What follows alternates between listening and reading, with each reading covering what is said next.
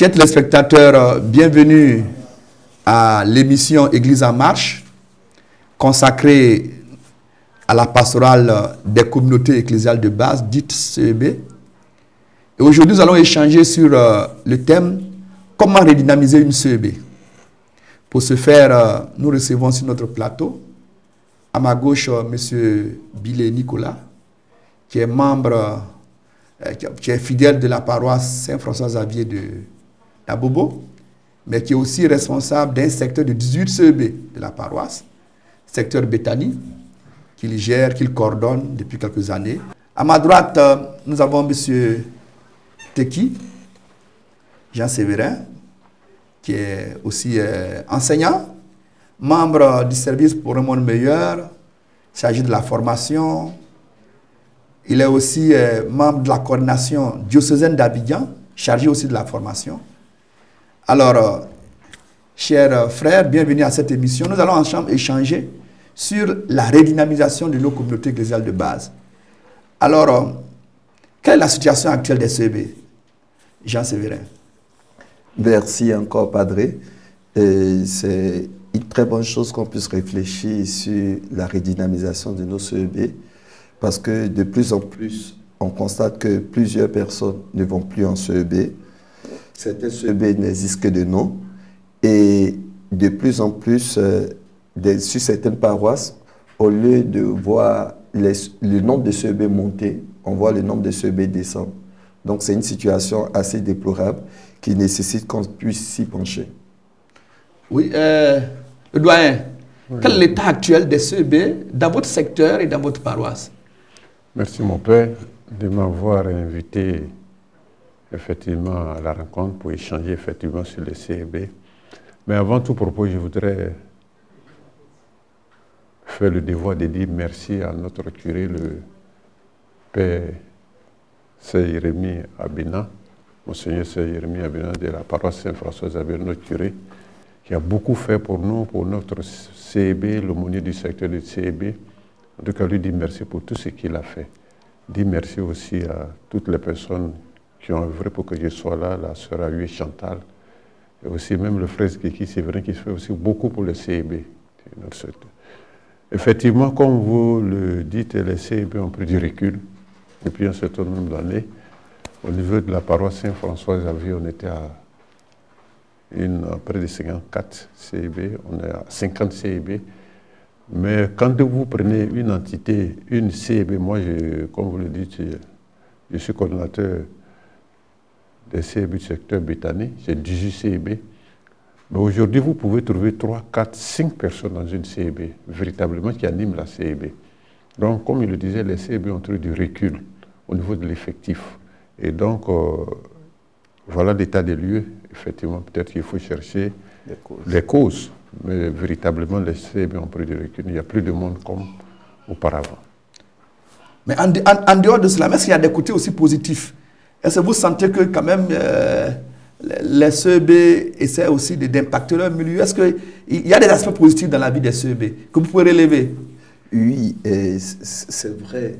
Il y a toujours un petit aspect positif parce que les CEB ont permis à certains de pouvoir faire face à certaines situations, puisqu'il y a eu des développements de cet esprit de solidarité devant certaines situations, certains qui sont très malades, où la CEB vient en aide, certains même, la CEB a aidé à faire face à certaines situations, ça peut être même le loyer, ça peut même être des factures, même scolariser les enfants et autres.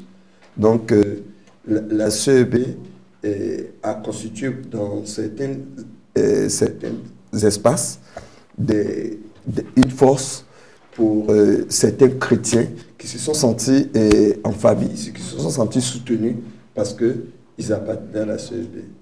En dehors de la situation des difficultés rencontrées par les CEB sur le terrain, est-ce qu'il y a des aspects positifs que vous relevez, vous qui êtes, enfin, je dirais, dans la coordination diocésaine d'Abidjan? C'est vrai, ici, dans une coordination, mais aussi membre d'une CEB. Et par rapport au fait d'être formateur, on tourne, on visite, puisqu'on essaie aussi d'accompagner des coordinateurs diocésains sur certains territoires. Et il y a un aspect positif. L'aspect positif, c'est que d'abord, la CEB a permis à certains de ne pas se sentir seuls, de bénéficier de certaines assistances, de certaines aides. Mais au-delà de cela, la CEB aussi a été un instrument pour nourrir notre foi. Puisque les rencontres CEB, c'est les rencontres ordinaires, généralement, c'est les rencontres à partir du cahier CEB ou bien du partage de l'évangile. Donc, ça nous permet de savoir, de mieux comprendre la parole de Dieu et de mieux la vivre dans notre vie quotidienne.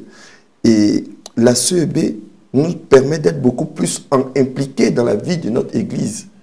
Et là, c'est une richesse aussi à ne pas... Parce que lorsqu'on se retrouve en CEB, automatiquement, on essaie de prendre part, puisque la CEB, c'est la cellule vivante de la paroisse. Donc, on est connecté totalement à la paroisse et on prend des engagements, on s'engage. Donc, la CEB est au-delà de cela pour ce que ça nous apporte personnellement, mais c'est un plus aussi pour la paroisse, puisque la CEB permet à la paroisse de pouvoir resplendir ici son territoire. Et la paroisse bâtiment, l'église bâtiment, mais elle est sur un petit espace, mais le territoire paroissial est grand. Et ce sont les CEB qui permettent d'assurer cette présence de l'église sur l'ensemble du territoire et favorisant ainsi un bon encadrement du peuple de Dieu pour ne pas qu'il se retrouve ailleurs. Voilà, pour ne pas dire dans des sectes et autres, chez nos frères séparés, mais qui se retrouvent ailleurs. Donc, la CEB en elle-même, elle est une chance. Et elle apporte beaucoup. Mais malheureusement, elle est en deçà de nos attentes. Et c'est en cela que cette rencontre, cette émission est bienvenue. Pour permettre de redynamiser et permettre à ce que la CEB puisse remplir sa mission convenablement pour que nous soyons une église famille, une église fraternité. Nous avons les rencontres diocésaines 2 fois par an, bien 3 fois par an. Est-ce que vous sentez que les gens sont encore mobilisés? Est-ce que le nombre que vous avez connu de mobilisation, ou bien le nombre de personnes, de responsables qui venaient aux rencontres diocésaines, est-ce que le nombre a augmenté ou bien le nombre a baissé? Est-ce que vous sentez une certaine motivation? Bon, à vrai dire, le nombre a baissé un peu. Le nombre a baissé un peu. Ça montre qu'il y a problème. Il y a problème. Normalement, le diocèse, avec à la tête le révérend Père Nana Sosten au niveau des CEB, et nous disons un grand merci à notre Père archevêque Jean-Pierre Cardinal Coutouin, son éminence, qui lui a fait confiance et que nous essayons d'accompagner. Et on essaie de se mettre à la disposition des paroisses. Malheureusement, il y a très peu qui sollicitent souvent des formations. C'est vrai que quelques paroisses nous invitent et autres, mais on sent qu'il y a nécessité de faire beaucoup de sensibilisation, nécessité de revoir beaucoup de choses, parce que la motivation, la mobilisation ont diminué, ont baissé.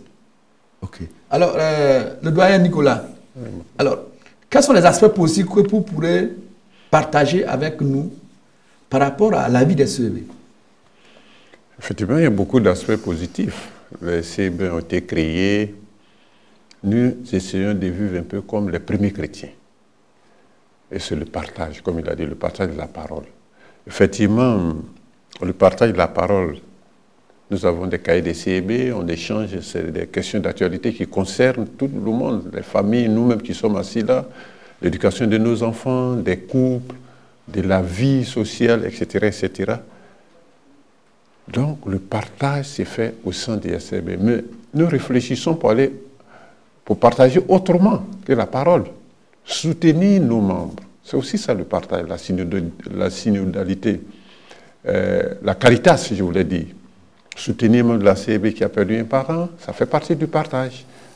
Assister, aller rendre visite à quelqu'un qui est malade, à un membre, c'est aussi ça le partage. Le partage ne s'arrête pas seulement au niveau de la parole. Il faut comprendre qu'il faut innover. Donc il faut vivre la parole. En effet, il faut vivre la parole. Votre objectif, c'est de aider les gens à vivre la parole. À vivre effectivement la parole, en la pratiquant, en rendant visite, en soutenant nos frères malades, en faisant beaucoup de choses. Peut-être que je vais aller plus loin quand vous allez me donner la parole au niveau de... Je ne parlerai pas seulement d'une CEB, puisque moi je dirige 18 CEB du secteur Béthanie. Et ce que nous avons fait au niveau du secteur Béthanie, qui sont, par exemple, le soutien aux grands malades. Je vais en parler parce que c'est un projet qui me tenait à cœur, des rêves. Aujourd'hui, nous avons pu mettre en place ce projet, concrétiser ce projet qui est un véritable projet de rêve. On va en parler si vous me donnez vraiment la possibilité de quoi il s'agit, le soutien aux grands malades. Ok. Donc, quand on a... Dans le revenu. Oui. Dans le revenu. Donc déjà, c'est un élément très important, très positif Oui. dans la conduite de cette pastorale à votre niveau, que vous voulez relever. Merci beaucoup. Oui. Alors, tout à l'heure, vous avez parlé de... Enfin, on parle de la redynamisation, comment redynamiser une CEB. Et on constate que vraiment, il y a des faiblesses, il y a des difficultés. Il y a une certaine monotonie. Alors, quelles sont les causes de cette démotivation? Bon, les causes sont nombreuses. Les causes sont nombreuses. Et d'abord, au niveau du mauvais fonctionnement même des CEB. Il y a des rencontres qui commencent, on ne sait pas à quel moment ça commence, on ne sait pas à quel moment ça finit. Donc, on a des rencontres qui ne sont pas normalement vivantes. Donc, les gens ont besoin de comment animer une bonne rencontre CEB. Et il y a des rencontres qui, au sorti de ces rencontres, certains sont frustrés. Ensuite, il y a aussi la monotonie des rencontres. Parce que, normalement, dans les rencontres CEB, on a des rencontres ordinaires et des rencontres extraordinaires spéciales. Donc, il y a plusieurs types de rencontres que nous pouvons initier au sein des rencontres CEB. Mais malheureusement, ce n'est pas fait. Donc, il y a une monotonie et souvent même, il arrive des CEB où ils attendent l'animateur, il est unique, le jour où il n'est pas là, bon, ils se disent, bon, comme il n'est pas là, souvent il n'y a pas de rencontre. Donc, son absence est égal à pas de rencontre. Pas de rencontre. Et ceux qui sont courageux, ils font une dizaine et puis ils s'en vont. Donc, il n'y a pas eu vraiment de véritables rencontres. Aussi, il y a le fait aussi du manque de proximité. Normalement, on est censé vivre en frères et sœurs. Et on est sur le même territoire. Si un est touché par un événement, il est important qu'on puisse manifester la même proximité. Mais malheureusement, souvent dans la gestion des situations, des événements au sein de la CEB, il y a beaucoup de frustrations qui naissent. Malheureusement, on constate que beaucoup n'ont pas le courage, on a différents degrés de foi, beaucoup n'ont pas le courage de dire ouvertement, souvent aux responsables ou aux membres du noyau que ah, il y a telle chose qui s'est passée, je ne suis pas du tout content. Et généralement, lorsqu'ils sont blessés, frustrés, ils se retirent discrètement. Et aussi, il y a le fait que, compte tenu du fait qu'on ne respecte pas les règles, même au niveau des responsables de CEB qui sont appelés coordinateurs paroissiaux au niveau du diocèse d'Abidjan et les autres diocèses des responsables, mais normalement, un responsable, la durée du mandat, c'est 3 ans renouvelable une fois. Mais lorsque la personne a trop duré, il n'y a plus d'innovation. On doit innover, on doit créer pour que les gens se sentent bien, se sentent en famille, pour que les gens soient heureux lorsqu'ils descendent, parce que généralement, souvent c'est les soirs, dans certains lieux, c'est les après-midi, pour que les gens soient heureux de venir aux rencontres. Il y a aussi des problèmes d'ignorance même de la nature elle-même des CEB. Parce qu'on est dans l'église de toujours les mêmes, c'est-à-dire que ce sont les mêmes personnes qui sont impliquées un peu partout. Donc, la même personne, tu la vois, elle est membre du renouveau charismatique, elle est encore peut-être membre du conseil, elle est lectrice. Donc, il y a des gens qui, à eux seuls, ils ont beaucoup de responsabilités. Et comme on est dans des structures où il y a beaucoup de mouvements et associations catholiques, et certains se disent, le fait d'appartenir déjà à certains mouvements d'associations catholiques, ce n'est plus la peine d'appartenir à une CEB. Or, la CEB, ce n'est pas un mouvement d'action catholique. Et même, il n'y a pas longtemps, j'étais dans une paroisse, et j'ai entendu dans les annonces, ils ont dit, purement et simplement, c'était une prière universelle. Prions pour les groupes, mouvements et associations, en particulier les CEB. Mais la CEB, ce n'est pas, c'est l'église dans le quartier, c'est la cellule vivante de la paroisse. Donc ça regroupe tout le monde. Et c'est en cela que les évêques de l'Afrique de l'Ouest, dans une publication de 2010, ils disent tous les fidèles chrétiens sont d'office membres sacramentellement, membres organiquement, sacramentellement d'une CEB, tandis que l'appartenance à un mouvement d'action catholique est encouragée et souhaitée. Donc, on est d'office. Le fait d'avoir choisi son quartier, on est d'office membre d'une CEB, parce que c'est les chrétiens catholiques de cette zone-là. Et aussi, il y a des problèmes, bon, ça, ce sont des problèmes de fonctionnement au niveau humain. La langue et la dent ne cohabitent pas pendant des années sans qu'un blesse l'autre. Mais souvent, la gestion de certains soit des cas sociaux, ou bien il y a certains actes qui sont posés qui créent des frustrations, qui créent des blessures parce que certains considèrent que c'est une injustice. Là, ce sont des problèmes de gestion liés souvent de certaines situations liées à la personne, même des premiers responsables souvent des CEB. Ok, merci. Alors, le doyen Billet, quelles sont les causes de cette monotonie ou bien de cette situation qui fait que les CEB ne marchent pas? Bon, le recul des CEB a véritablement commencé depuis la crise. Il y a des gens qui ont déménagé, qui sont partis du quartier, qui sont même partis de la ville d'Abidjan. C'est d'abord la première cause. Et puis aujourd'hui, il se trouve que les gens même qui sont les membres des CEB, il y a des gens qui se cherchent, qui ont leurs emplois. Quand ils vont au travail, qu'ils viennent à des heures tardives, même pour venir aux rencontres des CEB, c'est difficile. Ça aussi, il faut le noter. Il y a des femmes qui se débrouillent pour faire leur petit commerce. Il y a des femmes qui travaillent tous les jours, qui vont au marché tous les jours. Donc vous leur demandez de venir mercredi, le temps de venir faire la cuisine, de venir en CEB, puisqu'elles ont des charges au niveau de la famille. Ça pose problème. Et puis, quand vous vous retrouvez aussi au niveau, quand on parle des animateurs au niveau des CEB, le vrai problème dans certains quartiers, c'est que vous trouvez tout le monde, il y a beaucoup de femmes qui sont aussi, excusez-moi, analphabètes. Donc vous n'avez plus d'étudiants, les jeunes ne viennent pas aussi aux rencontres des CEB. Vous vous retrouvez avec 2 ou 3 personnes peut-être qui peuvent faire l'animation. Quand ces personnes ne sont pas là, ça pose problème. Donc il y a beaucoup de facteurs. C'est vrai que le frère Tiki parlait des frustrations, mais les gens ne s'ouvrent pas trop. Ils ne disent pas vraiment, véritablement ce qu'ils ont comme problème. Vous avez un coordonnateur de CEB. Si vous avez un problème, allez-y, vous confiez à lui parce qu'il ne peut pas imaginer que vous avez eu des frustrations.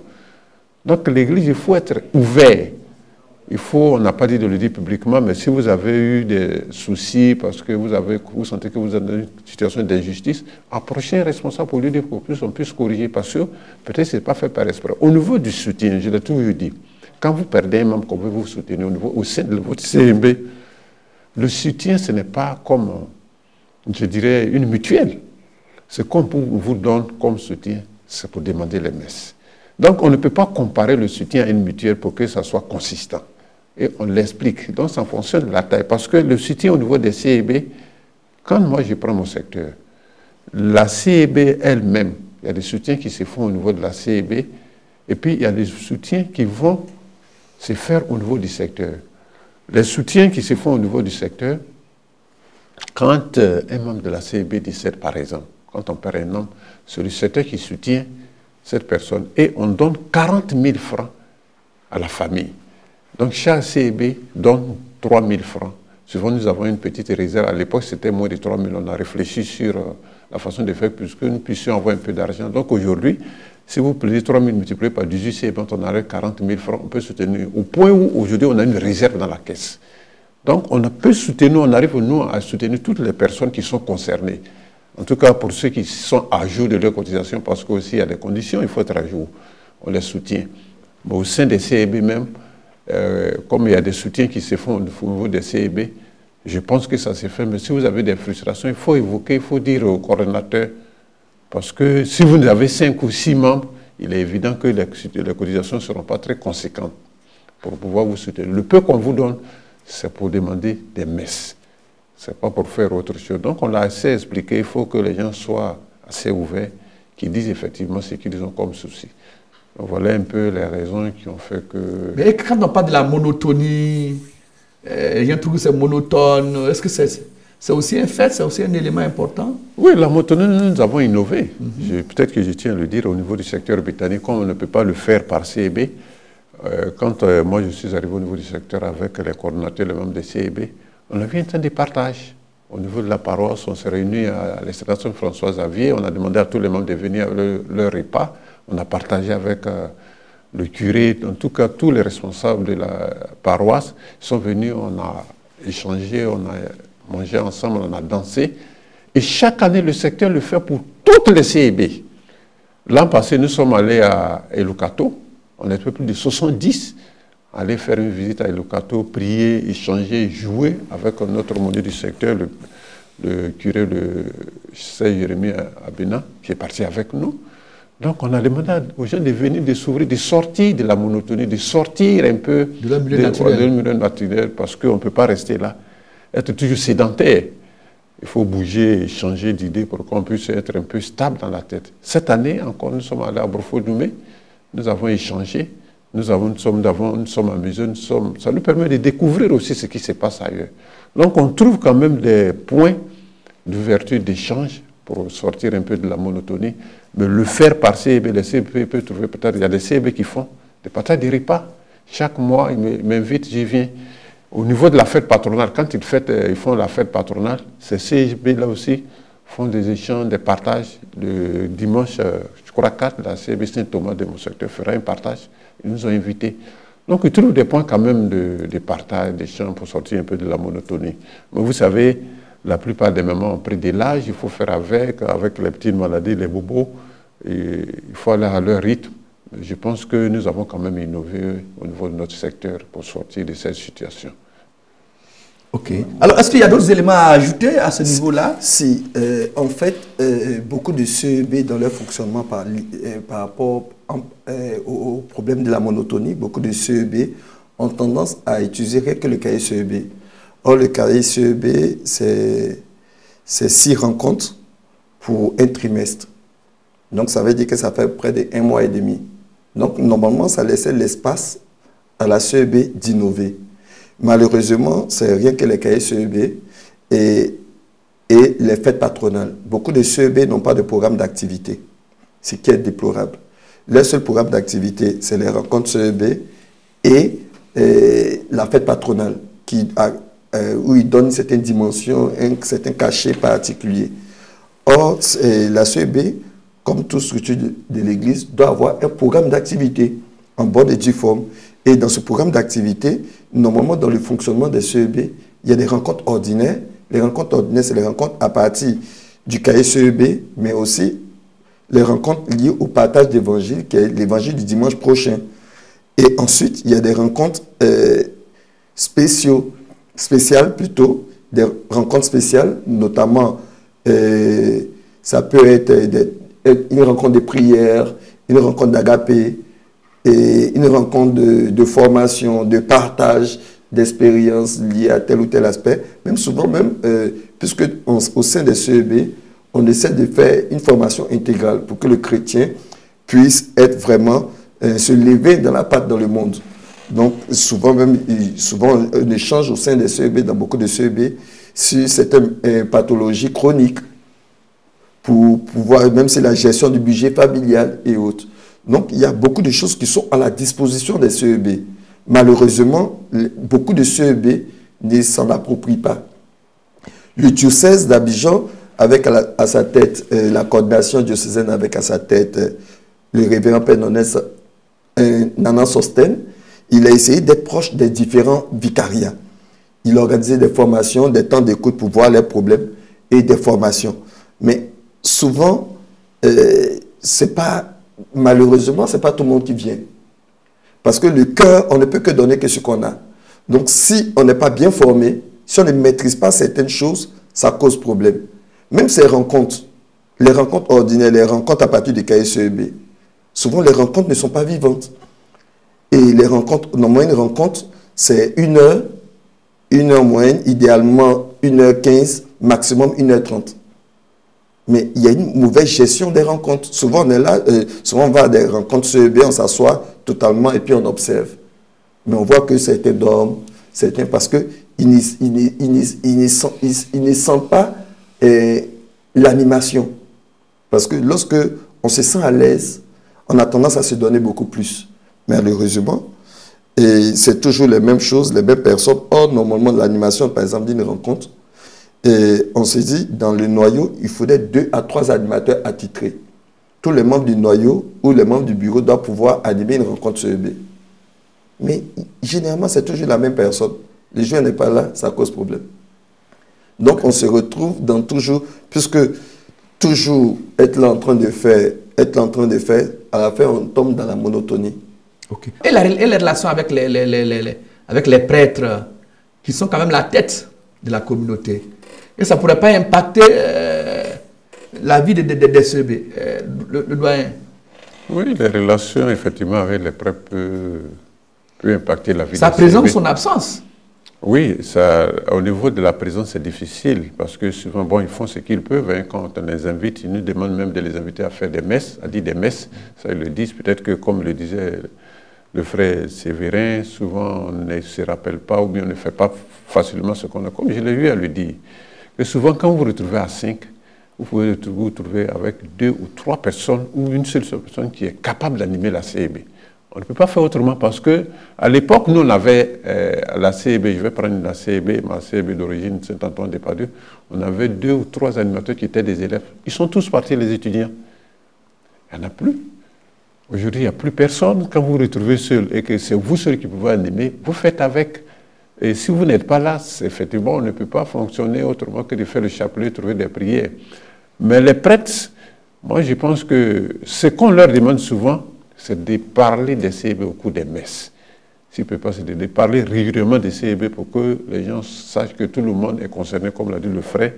C'est vrai en fonction de ton appartenance territoriale. Là où tu es, tu appartiens forcément à une CEB. Tu n'as pas besoin de te faire, de dire je viens m'inscrire. Quand tu es venu, tu habites dans un lieu, tu appartiens d'office à une CEB. Donc quand ils peuvent, ils viennent.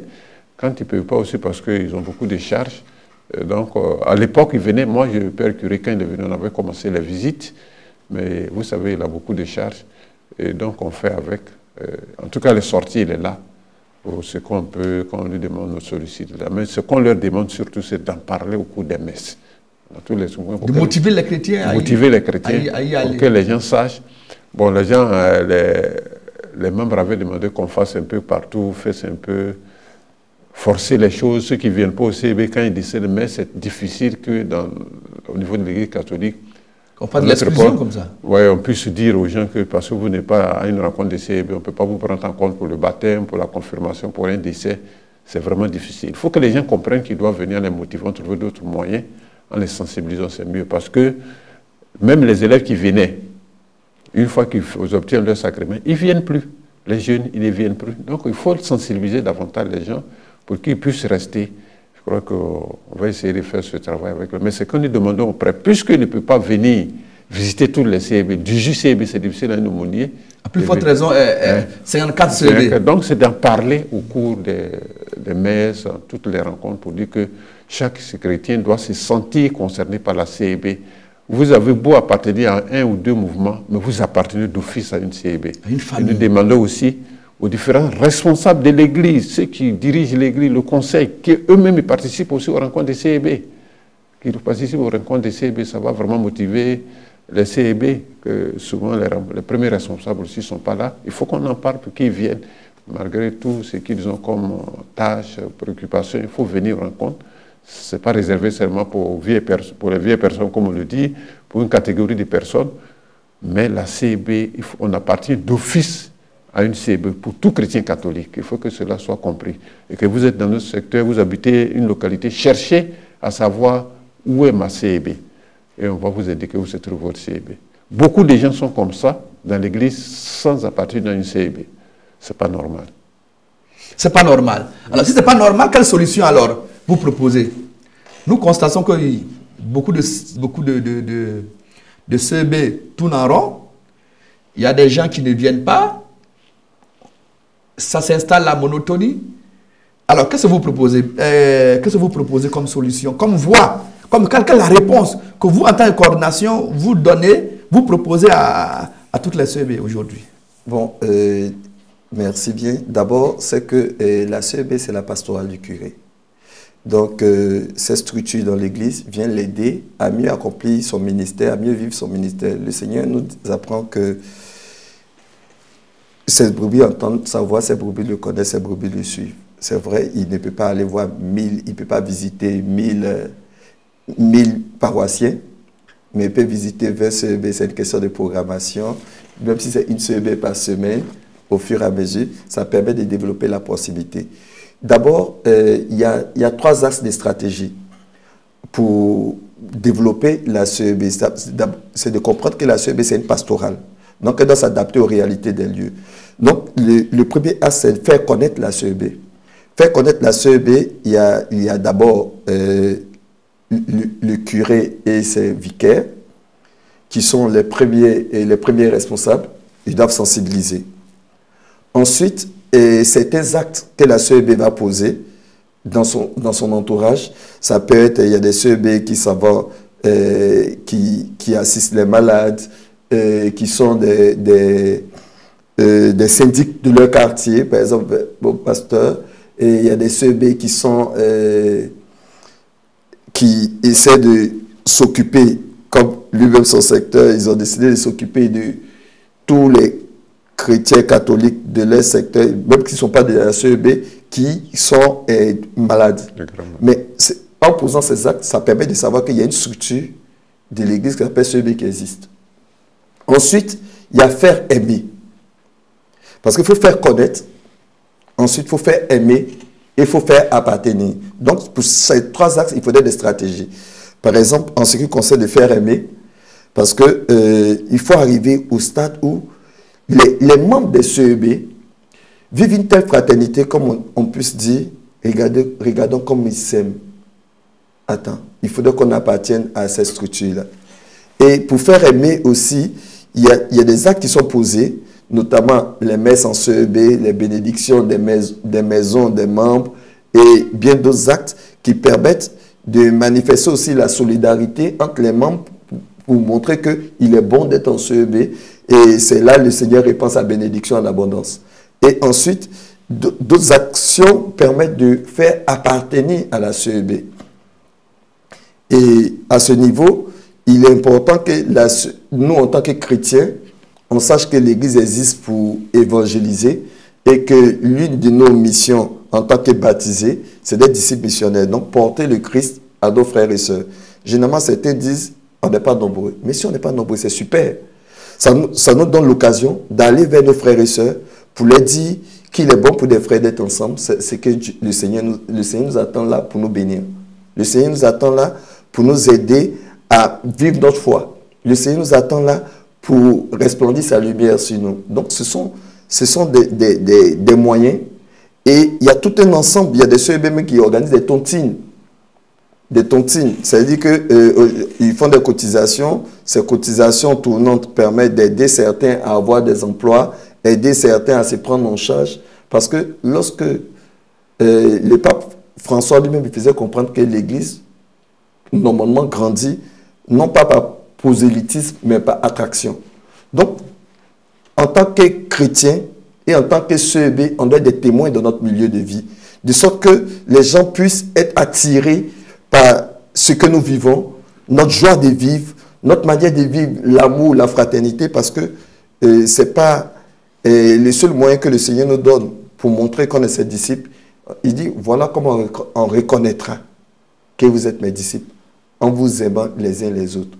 Or, l'amour est inventif. Donc, on peut créer et créatif. Et l'amour se communique. Effectivement, Padre. Ok. Donc, tout ça, c'est... Excusez-moi. L'amour, c'est très pratique. Hein? L'amour est très pratique. Donc, il faut inventer des actions pratiques voilà. de proximité, de charité. Mais pour cette vision, pour qu'elle puisse, tout cela puisse passer facilement, il faudrait que les premiers responsables des paroisses, qui sont les curés, parce que j'ai dit, c'est la pastorale des curés. Parce que certaines paroisses, certains CEB montrent que vraiment, ils sont en difficulté. La majeure partie même des gens de leur conseil ne sont pas en CEB. Normalement, c'est impensable.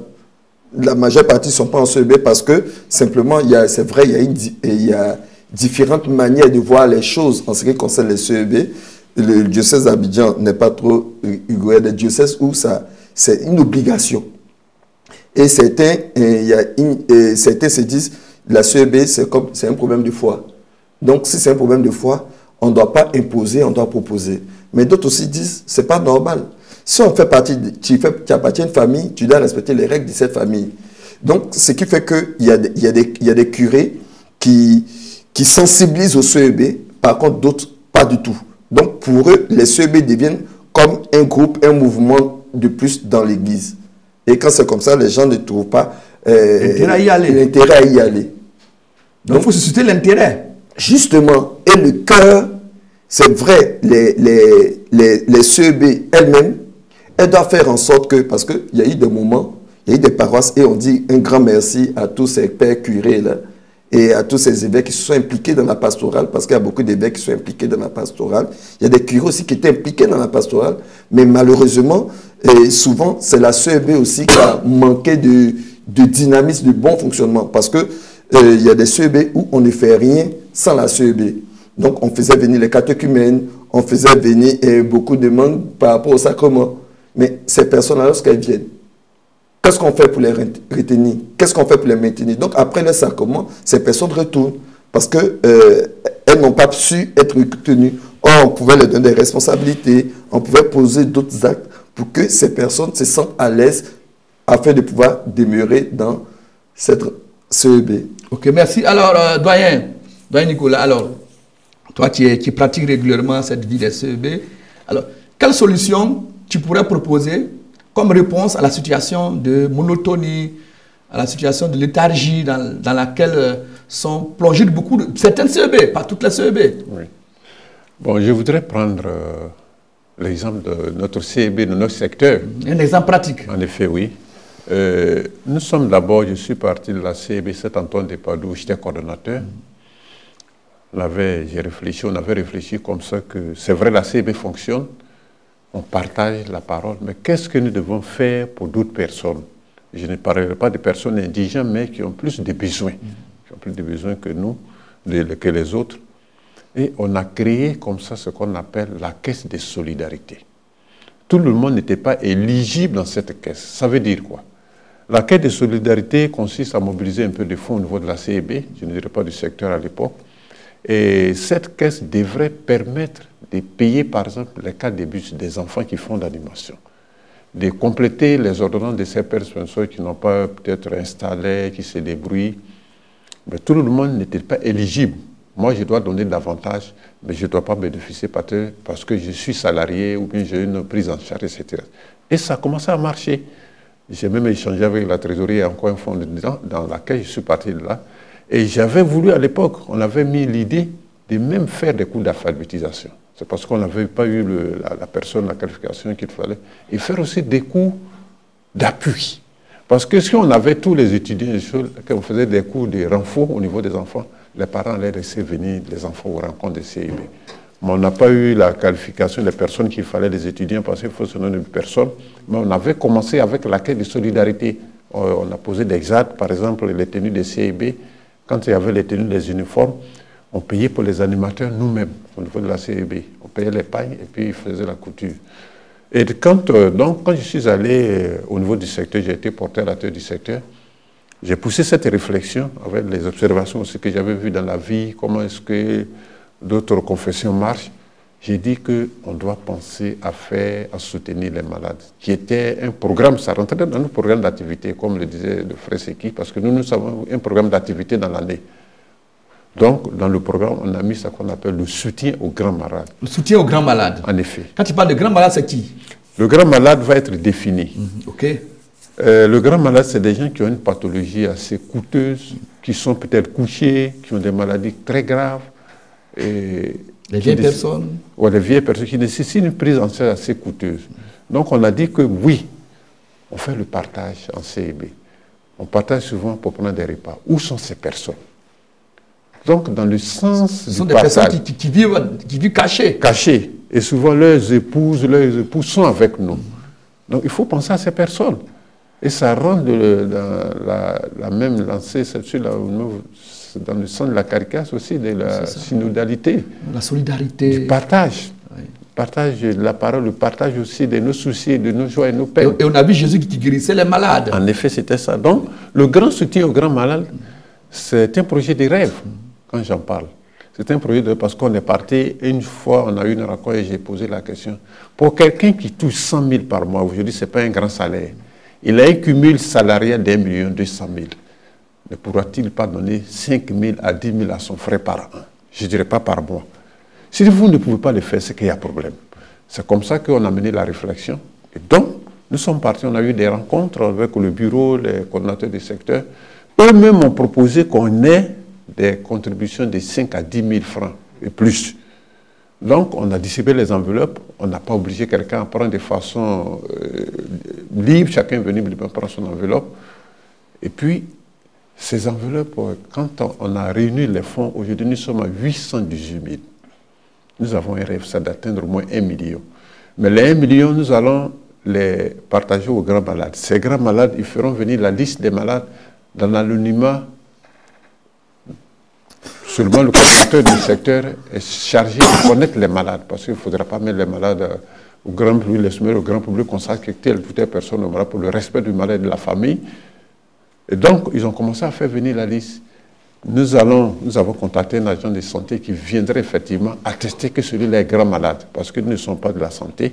Et sur la supervision du père curé, qui est l'aumônier du secteur, tout ça va se faire avec le contrôle du père curé. Et quand on aura fini de véritablement attester que celui-là est grand malade, qu'on aura la liste, en fonction des fonds, nous allons affecter ces fonds-là aux malades dans l'anonymat absolu. Peut-être qu'on a un comité de santé, on va réfléchir sur les fonds, mais pour véritablement remettre l'enveloppe, peut-être qu'il faut moi et le curé pour qu'on ne voit pas que quelqu'un qui est couché dans sa maison, il faut l'exposer. On ne mettrait pas aussi le nom des malades sur la plateforme, personne ne saura le nom des malades. On dirait qu'on a soutenu 5 ou 6 malades, c'est l'essentiel, et avec le respect des familles, le respect de la personne malade.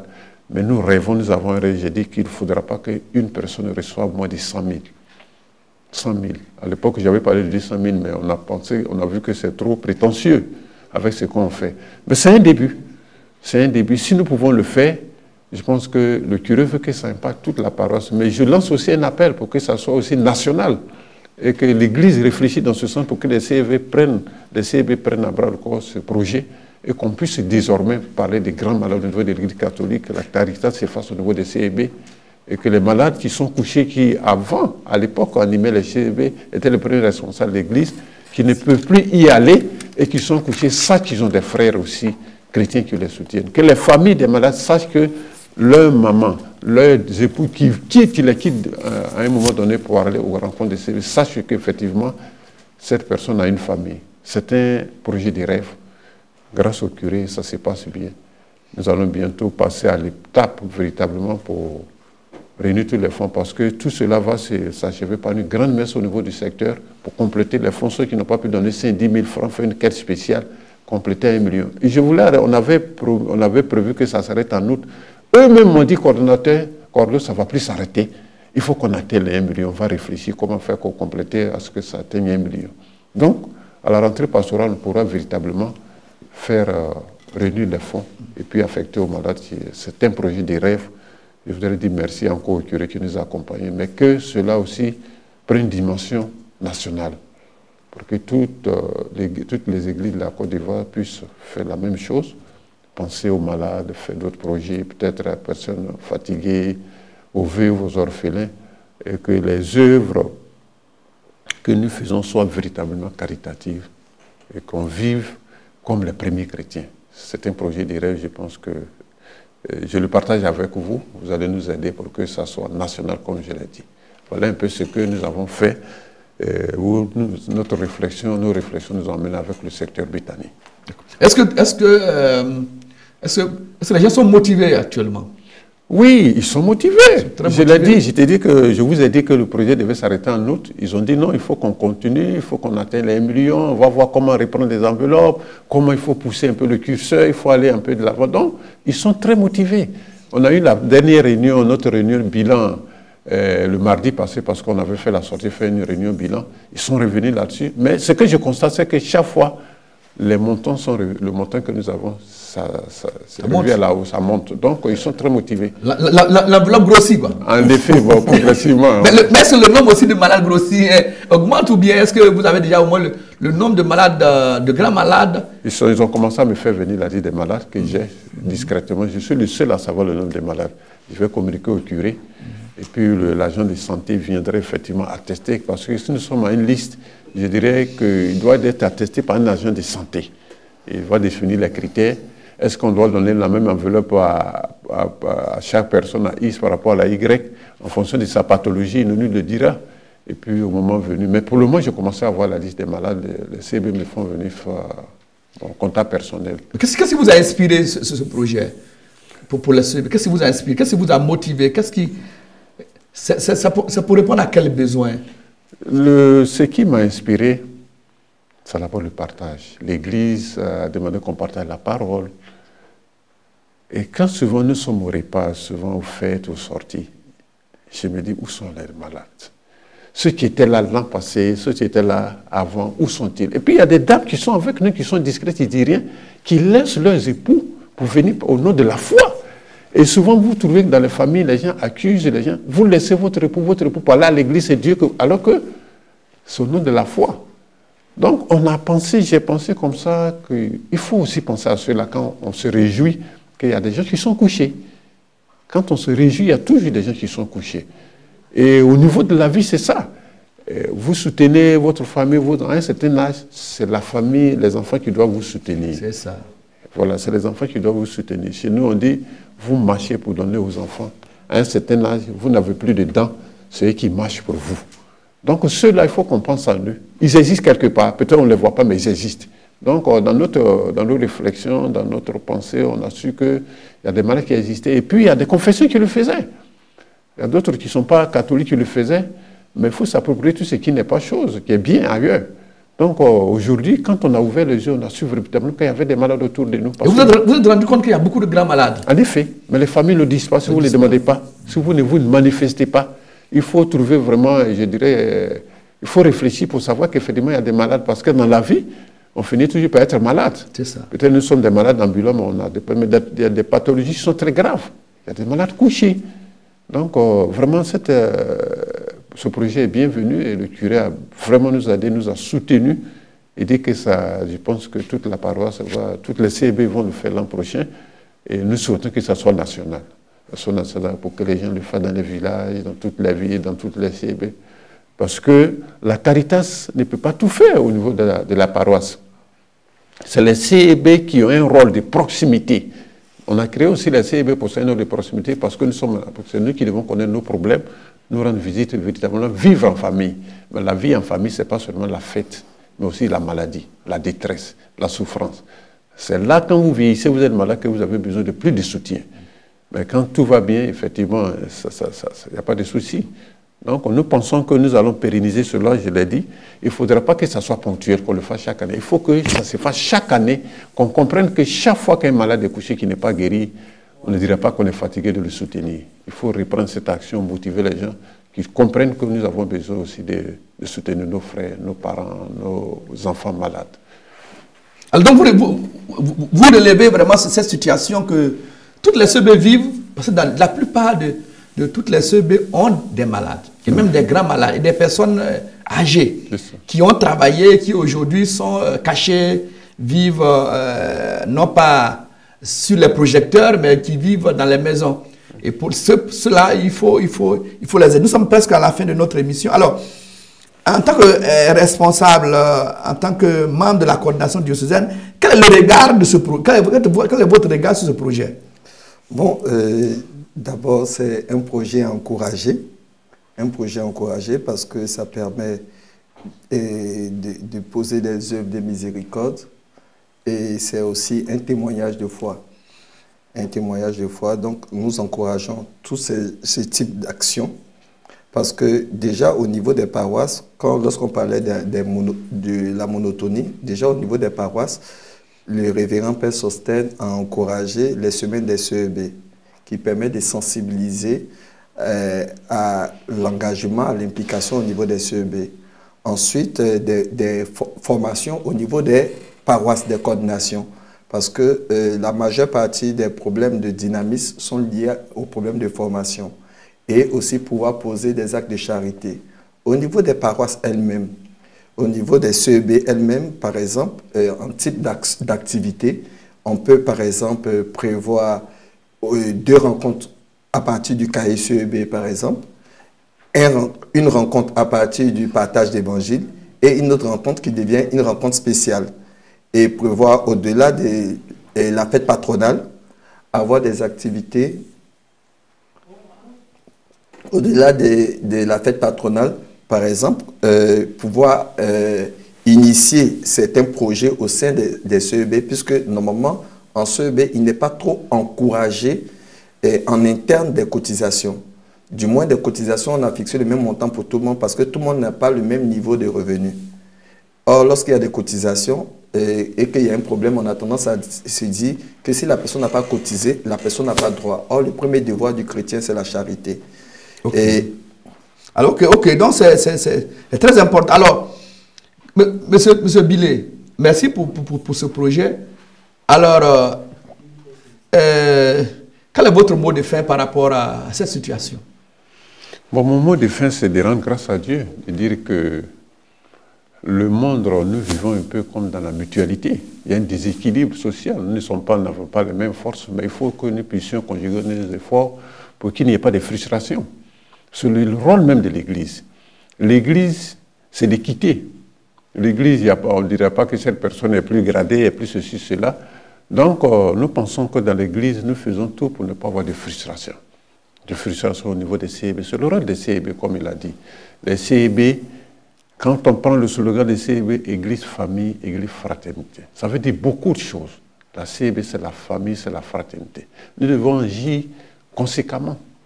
Nous devons penser aux plus faibles, partager nos moments de joie et nos moments de peine.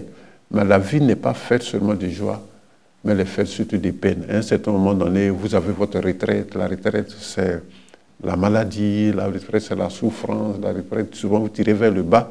C'est là que vous avez besoin de soutien. Je pense que, en tant qu'Africains, à l'époque, nos parents avaient beaucoup, il y avait la solidarité, les choses ont beaucoup pris du recul, mais dans notre chrétienté, il faut qu'on se rappelle que nous constituons une famille et que nous devons réfléchir dans ce sens pour vivre véritablement comme la vie des premiers chrétiens.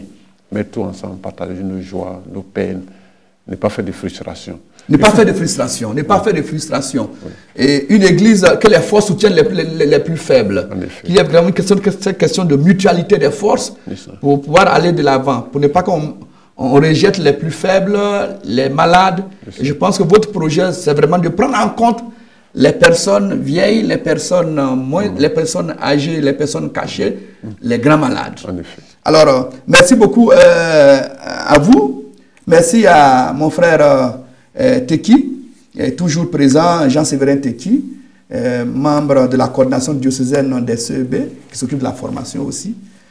Merci au doyen qui est à ma gauche, au doyen Billet Nicolas, responsable du secteur Béthanie de 18 CEB. Merci pour le travail que vous accomplissez, que vous faites chaque jour pour redynamiser vos CEB. Pour aujourd'hui, c'est fini notre émission consacrée à la redynamisation d'une CEB, parce que nous constatons que beaucoup de CEB connaissent la monotonie ou bien vivent une léthargie. Nous avons été très heureux de passer ce moment avec vous. Nous espérons revenir encore sur le sujet pour l'approfondir avec vous.